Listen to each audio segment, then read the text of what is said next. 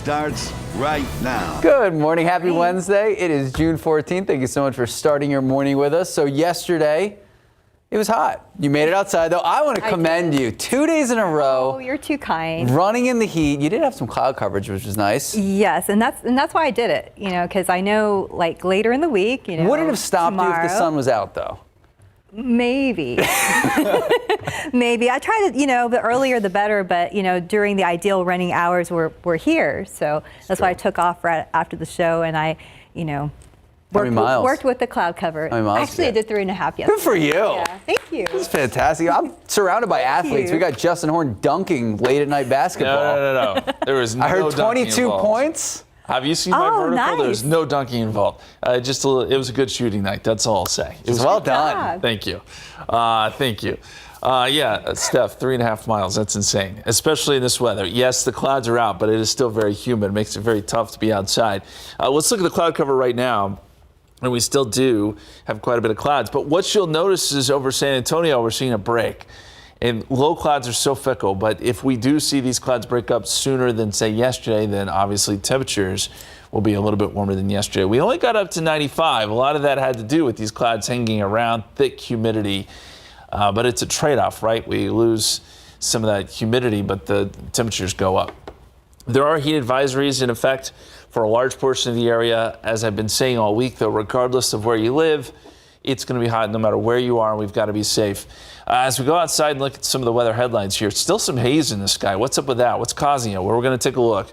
Temperatures go up as we head into the weekend. Some of the hottest temperatures I think you're going to see during the 7-day forecast. And what's going on in the tropics? We check in there, too. That's coming up at 9:30. Very quickly, though, let's take a look at the temperature, 81, and let's get you your forecast. By noontime, 86. These clouds go away for the most part. And then we'll be looking at partly cloudy skies this afternoon. Your feels like number could go as high as 104 to 105 with air temperature right around 98. All right, Stephen, what's going on over there? Anything breaking in the traffic department? Well, I was going to ask you, is this some of the haze that you were talking about, Justin, over here off 37 at 410? Well, we're also seeing a little bit of that there on the TransGuide camera, it appears, but also a serious incident that's popped up. This is a 37 southbound connecting ramp there at 410. You could see that we have a KSAT Hero truck out there, and some of the crew members actually out there on the scene. Looks like they may be off on the shoulder. Got to be careful. What we're hearing are the reports of that connecting ramp is blocked off at this hour, and you can see that we have first responders also out there on the scene. No word yet on the severity of this incident, but it does look like we have folks that are making their way through, so please watch out for those first responders. Where we have it pinpointed is 37 southbound, not too far from Southton Road. That could likely change, but you see a little bit of that buildup that is taking place out at 37, so not a good sign. We'll watch it closely throughout the morning show, but as we give you a wide look at our map, some of the congestion that we had been keeping a close eye on throughout the Good Morning America looks like it's already dwindled down just a bit, but there's still a lot of that active construction, which could slow folks down. Be on the lookout for that, and our friends at TransGuide giving us the conditions out there, showing us the conditions. We'll keep a close eye on this area as the morning does shape up, but again, first responders appear to have blocked that connecting ramp to 37. We'll watch that area very closely like our friends at TransGuide, but for now, just remember to drive safe. Guys. Thank you, Stephen. Another night of multiple shooting calls for San Antonio police. Take a look. This is the first one we're going to tell you about. It happened just before 1 a.m. A couple was cleaning a laundromat on Gardendale near Data Point. Two men were eating outside. They made a mess in front of the business. A woman tried to confront them. Police say one of the suspects allegedly slapped the woman. Now, that woman went inside. That's when the woman's boyfriend tried to confront these two suspects. Police say they pulled out a gun, shot the boyfriend, killing him. The two suspects ran off. Police are still searching for them. A second shooting happened around midnight on Dollar High near Pecan Valley Drive on the southeast side. Police say a man showed up to a home and started fighting a man and a woman out in the yard. Now, police say the man that showed up was shot and killed in the street. The shooter was detained by police. Investigators say that preliminary reports show that they believe this may have involved a love triangle between the suspect and the victim. This is still an active investigation. And another shooting police are investigating. This one happening last night on Palo Alto Road. It's just north of I-35. Police tell us a man went inside a convenience store. When he walked out, two men tried to rob him. Now, he refused to give over his property. Police say one of those suspects shot the victim 3 times in the chest. He was taken to the hospital at last check in critical condition. All right. Time now, 9:03, 81 degrees out. A lot going on around Texas, around the country. Here's today's 9 at 9. Just hours after pleading not guilty to 37 criminal counts in the special counsel's classified documents investigation, the former president, Donald Trump, lashing out in his speech in New Jersey, falsely claiming he has a right to hold on to those records. He also slammed this indictment as quote-unquote political persecution. We'll know more later today if the Federal Reserve decides to hike interest rates or not after their two-day meeting wraps up this afternoon. There have been numerous increases since March of last year, but the central bank is hinting that it may skip one for June. Even if the Fed holds steady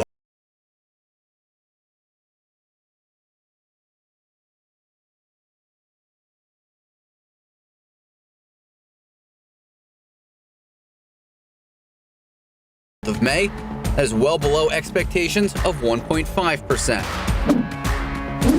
House Republicans are set to release a preliminary report on their investigation into Homeland Security Secretary Alejandro Mayorkas today.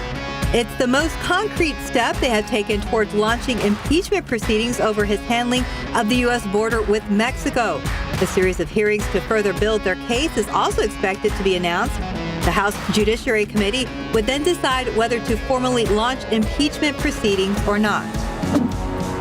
Chrysler is recalling more than 331,000 Jeep Grand Cherokees that were built with improperly installed rear coil springs. The issue increases the risk of a crash. Now, if you're interested, this is for the 2022 to 2023.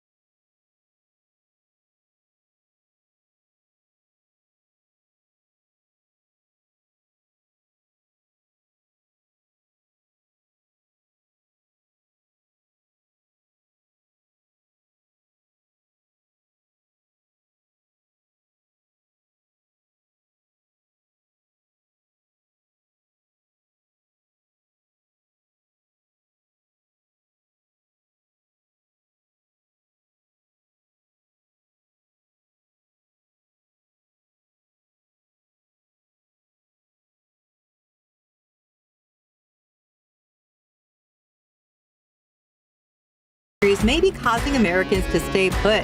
The government reports the quitting rate is essentially back to the 2019 pre-pandemic average. Instagram Notes getting some new features. These short status updates that launched 6 months ago. It will now support music and even translation instead of only text and emojis. Users can include a 30-second song clip as well as a caption. Meta, the owner of Instagram, says that the updates are designed to help users express themselves. And that's today's 9 at 9. And going back to the big story making headlines, the historic arraignment of former President Donald Trump. Now, he mentioned he pled not guilty to 37 criminal counts against him in the 9 at 9. We also mentioned how he went back to New Jersey afterwards to respond to his court appearance. ABC's Justin Finch, still in New Jersey this morning, shares some of the former president's remarks. Morning, former President Trump striking a defiant tone last night, slamming his indictment as political persecution.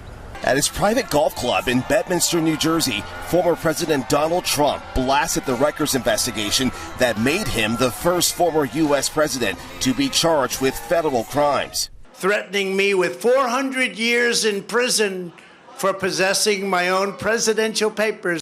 We witnessed the most evil and heinous abuse of power in the history of our country. Very sad thing to watch. Trump again falsely asserting the Presidential Records Act gives him the right to keep classified documents. and maintaining his innocence before an audience of more than 150 people, including major Republican donors. Trump's speech came hours after his arraignment in Miami federal court, where supporters and protesters gathered outside.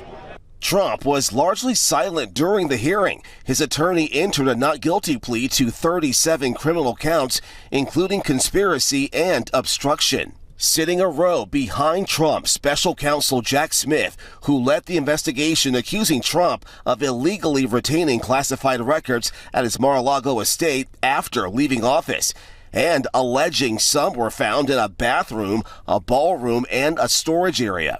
Those records said to include U.S. nuclear secrets.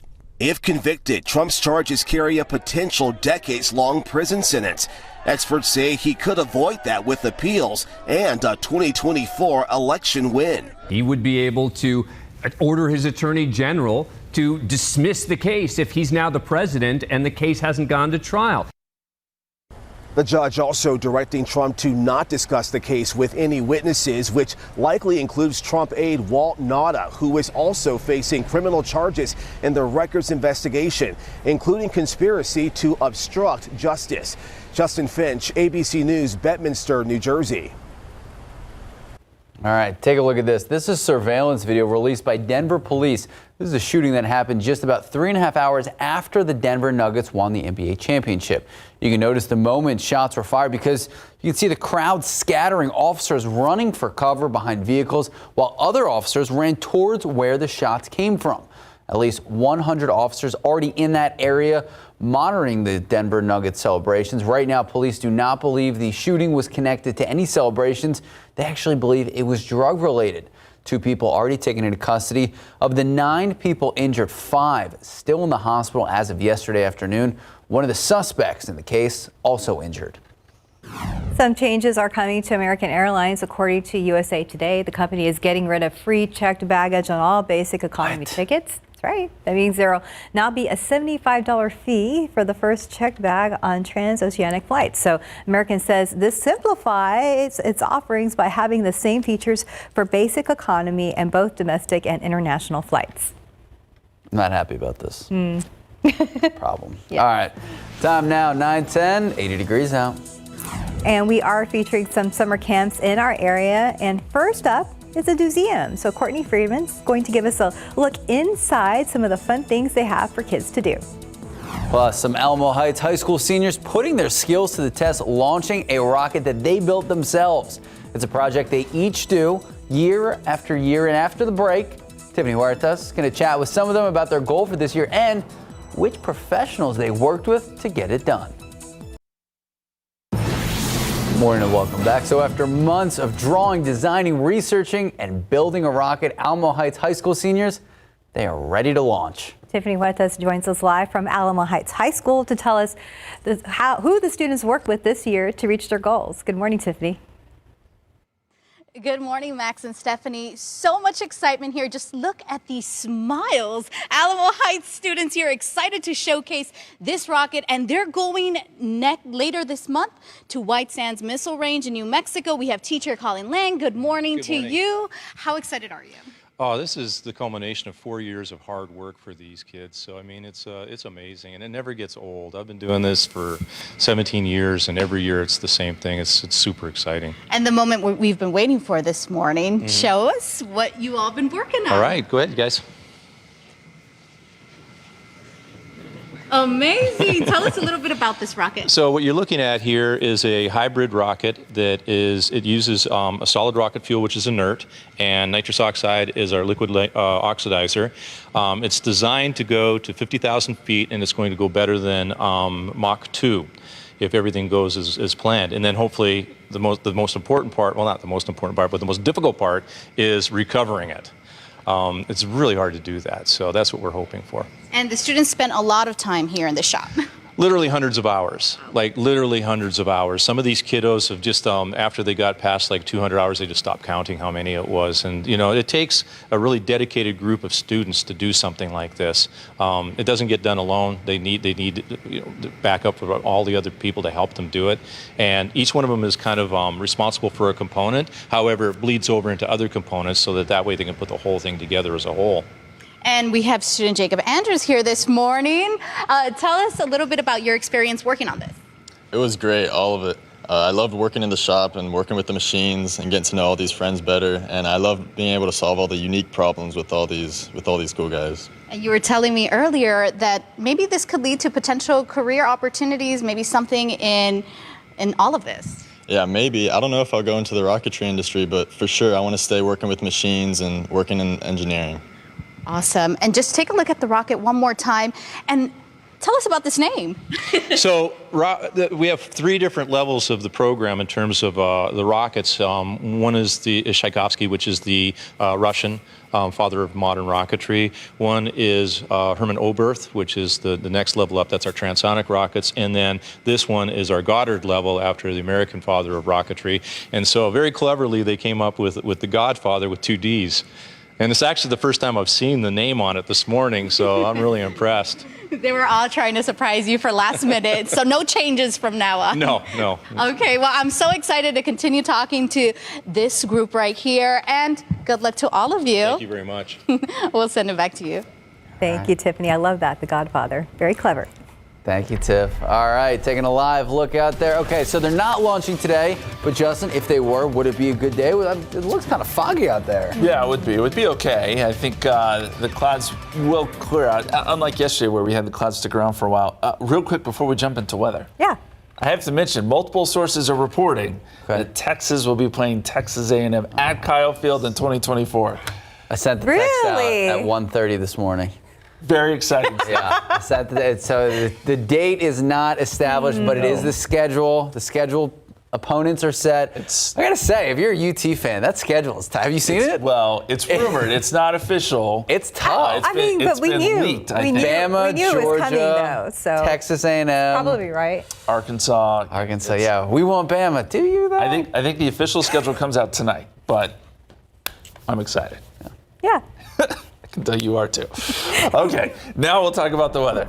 Yesterday, Max, you mentioned some of that haziness that we have out there. What is causing it? Well, there's a couple of things at play here. There's still some agricultural burning going on in Mexico, and that smoke is actually funneling up into Texas. It's light, though. It's light concentrations. These aren't thick. It's not going to cause any real asthma or allergy issues, but it's contributing to our haze. On top of that, we have thick moisture and low overcast, and with all that moisture in the atmosphere, there's just a lot of what we call particulate matter in the air, and it creates that sort of just hazy conditions that we've noticed yesterday. We'll probably see some of that today too. So a lot of people were asking about that yesterday. What is going on? And that's the reason. And as we look at the forecast here, the smoke still continues to funnel in. Again, in light concentrations, but it'll be around probably the rest of the work week. We can see the haze out there as we look at live cam. 81 right now. Dew point is 74. Wow. Southeasterly winds at 9.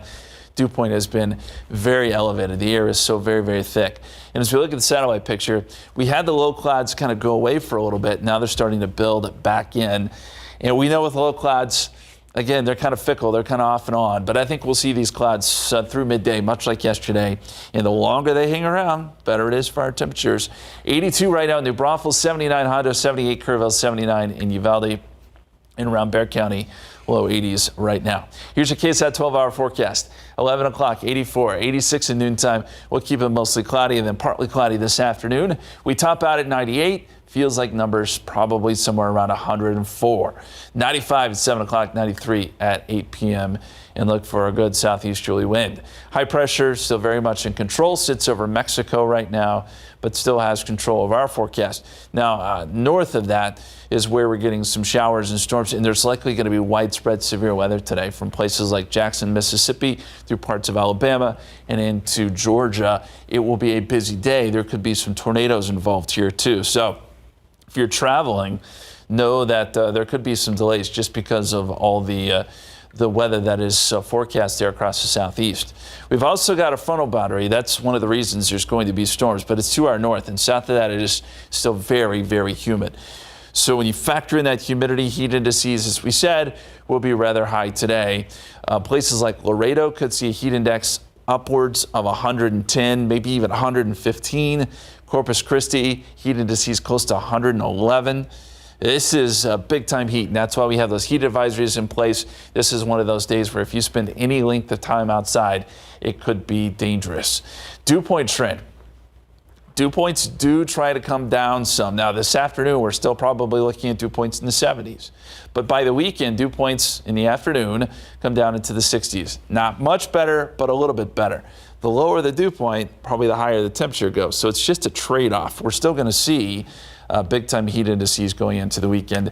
And we should mention that today, CPS Energy this is still a green day, meaning we're going to do our normal conservation tactics here. Set the thermostat to 78, use fans, close the shades, all that fun stuff. Now, as we get into the weekend and this heat becomes, the numbers increase just a little bit, we'll see if that changes. But as for today, we're still a green day, which is the lowest rank there. You can find out more about these CPS energy conservation days by clicking on that or scanning that QR code. And we have an article about it, but we'll let you know. CPS is putting those out, and we'll let you know where we stand. 101 Thursday, 103 Friday, 103 Saturday, 103 Sunday for Father's Day, Juneteenth, 103. And right now I've got 104 on Tuesday. It's looking more and more like we're going to see temperatures actually come up some, as I said, into the weekend and early next week. Okay. Triple digits on Father's Day. You'll be indoors, I'm assuming. I will. I pulled up the quote-unquote league schedule. Oh, yes. Okay. I Yes. sent it to Stephanie. So, Longhorns, like I said, this is a tough schedule. Yeah. Allegedly. Allegedly. Michigan, Okay. Yeah. Arkansas, Oklahoma, Mississippi State, Auburn, Alabama, LSU, Texas A&M, and UTSA. Yeah.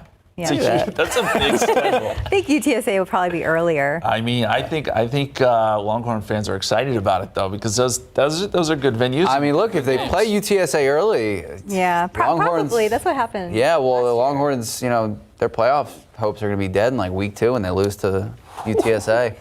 Time now, 9:23. Didn't they win? 81 degrees. It was a really close game, Steph, all right? Sure.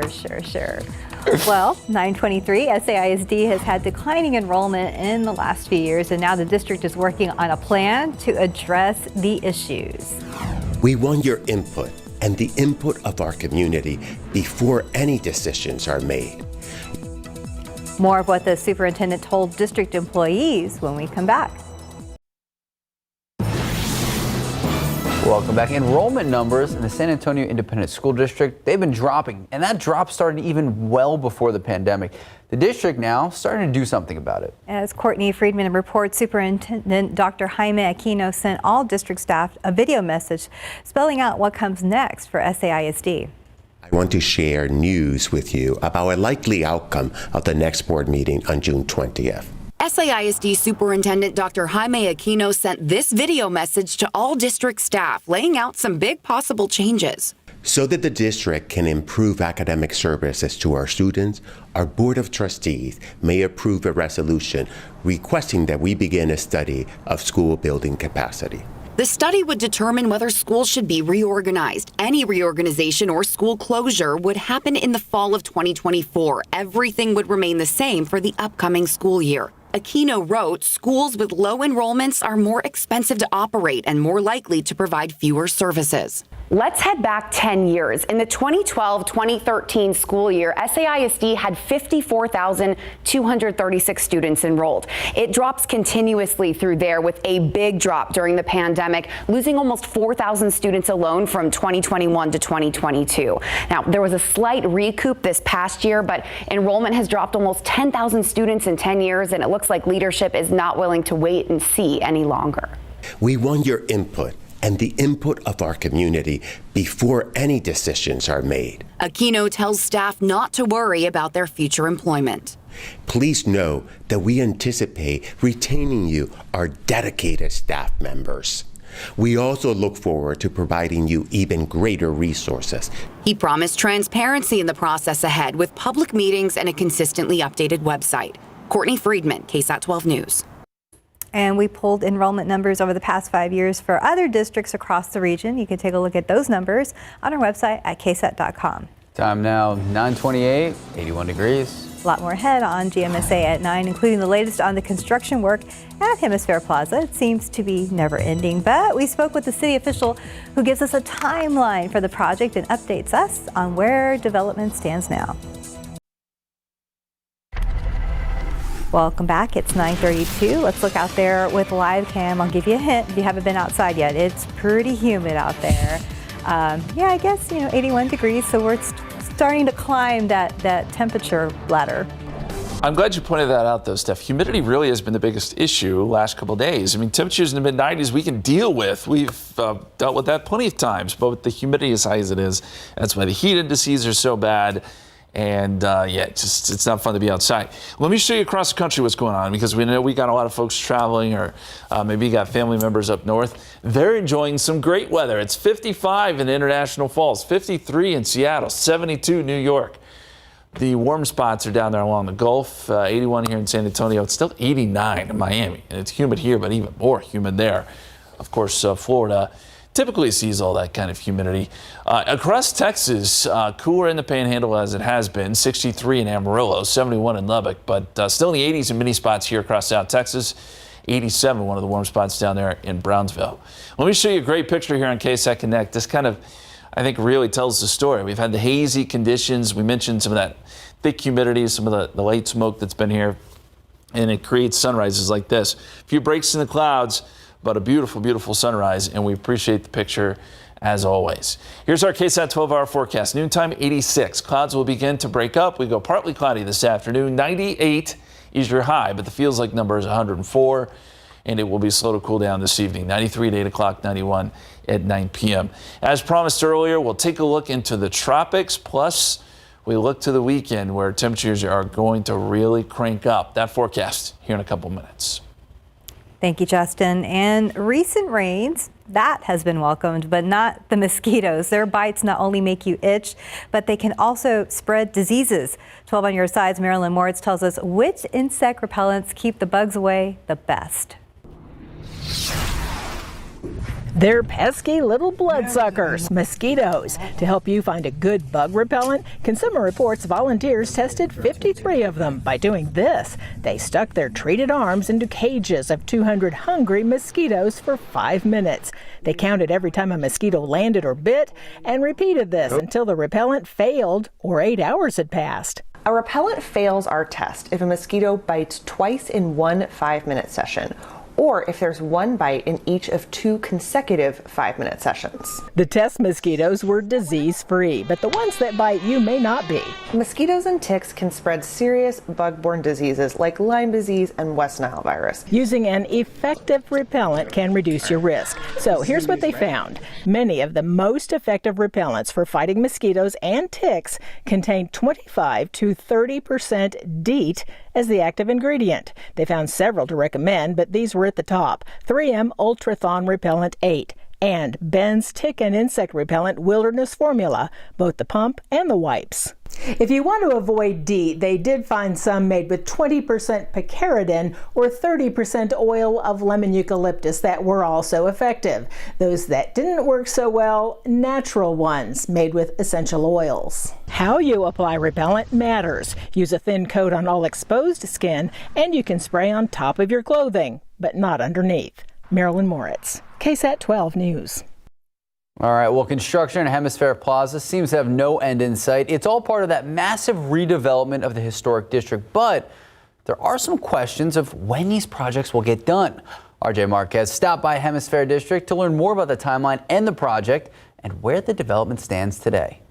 We had quite a few years between the World's Fair 68 and us really bringing the revitalization here. It's been decades since Hemisfair Plaza got a new look, and despite ongoing construction and big plans, the wait for the full project to finish will take a bit longer. 3 developable parcels outside of Civic Park saw a few delays due to some financial market trouble and some labor shortages, supply shortages. Those sections along Market and South Alamo Streets include plans for mixed-use development developments and apartments, but does not include Civic Park. We broke ground in January 2021 with a very aggressive timeline of opening Civic Park this fall. And there have been no delays in the construction of Civic Park.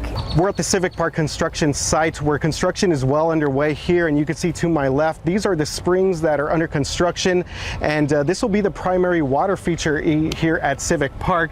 And then to my right, you can see the promenade where many of these trees have already been planted, ready to go. Now we're told that Civic Park is expected to be done by the end of September, well in time for the NCAA Men's Final Four, but some of the outer developments will still take a few months longer than projected. The park will also have lawn space with a capacity for 10,000 people, but people in the area will still have to deal with traffic troubles. South Alamo is now down to one lane both directions. It's gonna get a little bit more messy before it gets better, but in the long run, South Alamo is really going to open up the downtown sphere of traveling between La Villita and Hemisfair. Balzan says at the end of July, they expect an update from developers on the next step for the mixed-use areas, and the delays will not cost taxpayers any more money. We're working very closely with the City of San Antonio as well as the three developers to make sure that we're on target for an acceptable delivery date. RJ Marquez, KSAT 12 News.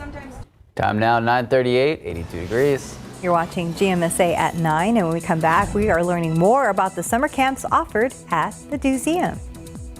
Our topics are very wide-ranging, and we always really challenge ourselves when we're developing the camps to come up with something truly unique for the city. And as we head to break, here's a look at some of the activities going on at our public libraries around the city today. You can take all the kids to art time at the Collins Garden Library, 2 to 3 p.m. Kids aged 6 to 12 can make art in fun new ways over at the Schaefer Library.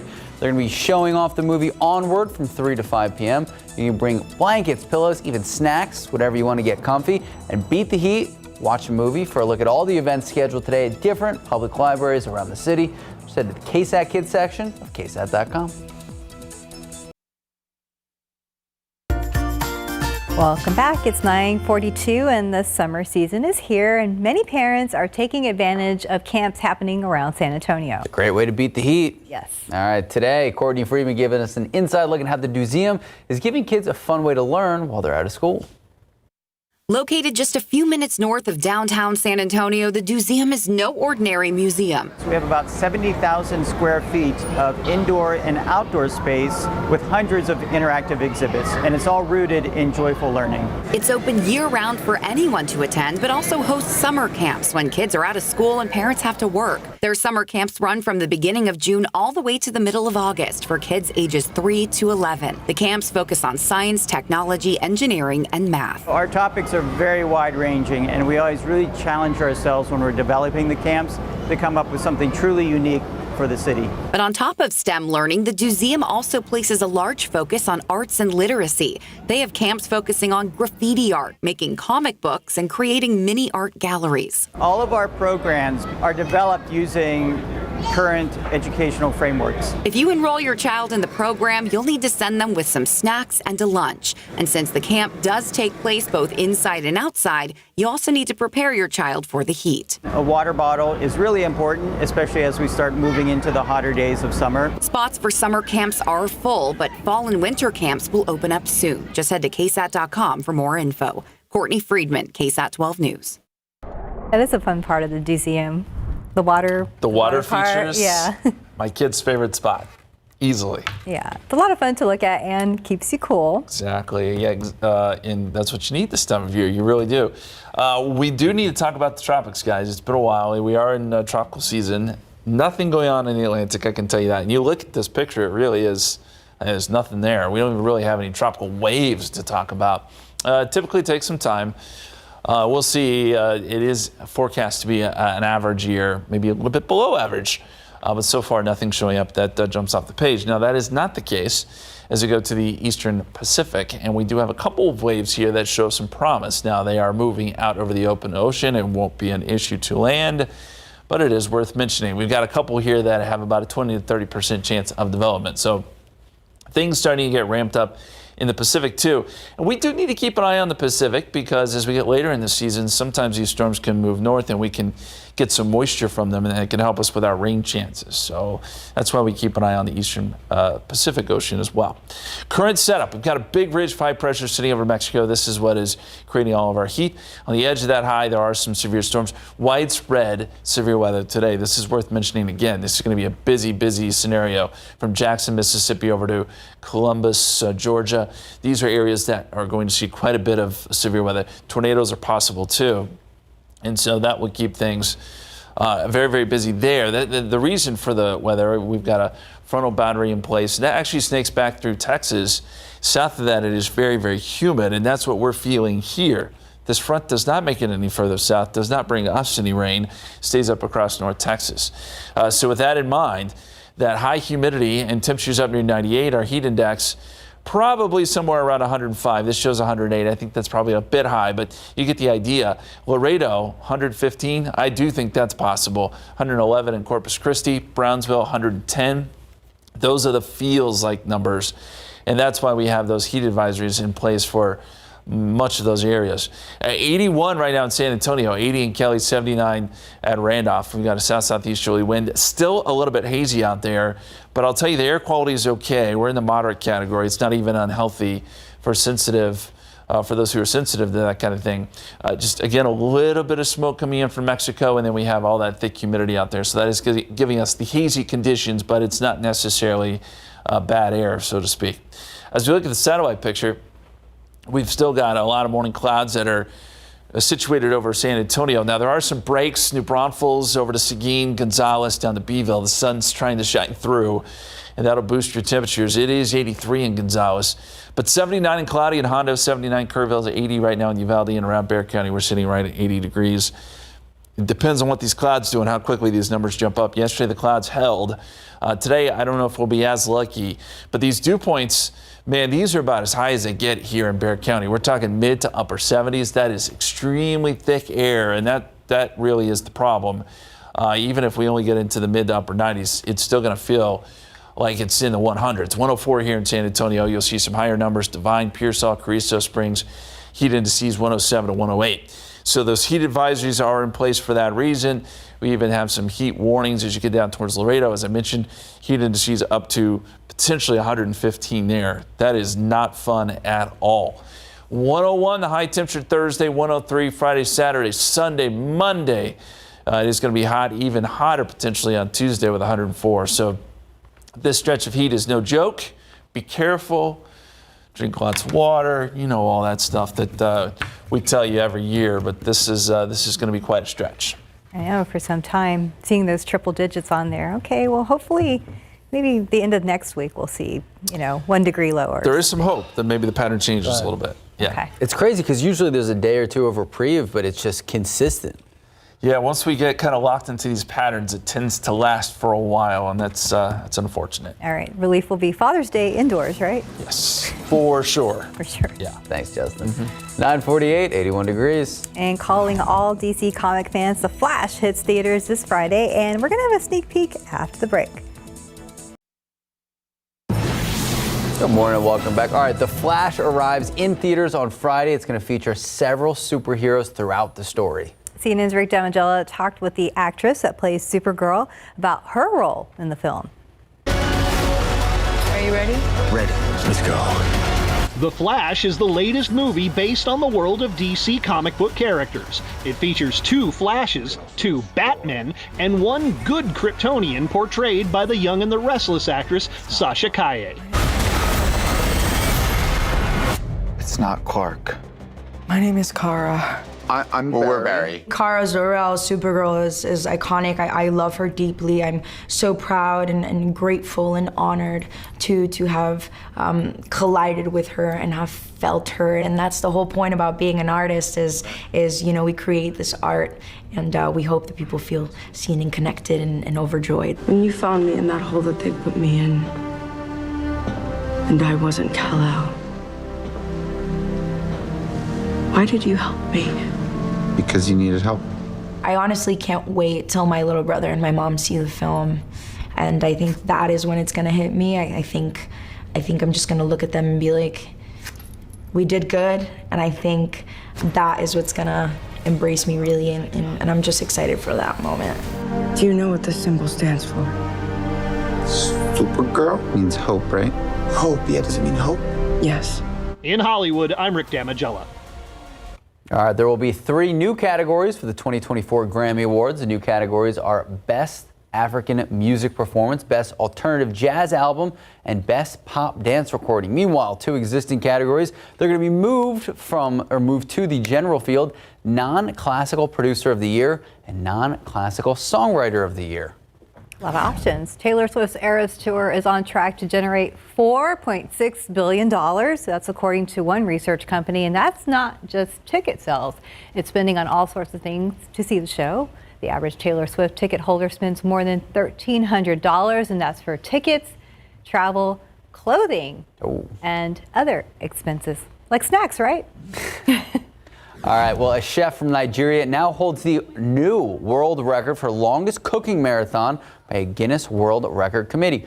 26-year-old Hilda Bassi cooked nonstop for, get this, 93 hours and 11 minutes last month.